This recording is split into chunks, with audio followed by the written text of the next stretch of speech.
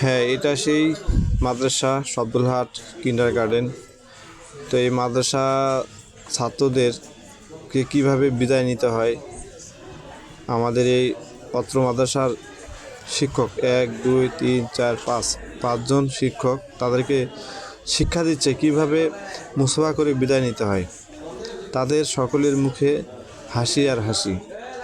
এই কোথায় যাচ্ছে দেখেন, হাত ছাড়া পড়ছে, মুসাফা ছাড়া পড়তেছে, তারপর কীভাবে মুসাফা করতে হয় তাদের কাছ থেকে তাদেরকে শিক্ষা দিচ্ছে এক এক করে। এটা হচ্ছে শব্দুলহাট নুরানি ও হাফিজিয়া মাদ্রাসা।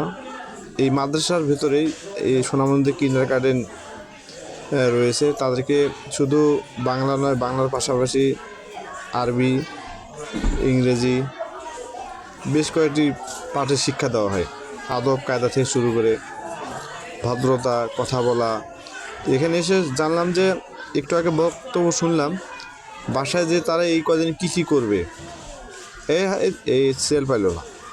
তো বাসাতে কী করবে, তারপরে মাখরাজ পড়বে কি না, কয়টা মাখরাজ পড়বে, এদেরকে শিক্ষা দিচ্ছে। তো আমার খুব ভালো লাগে।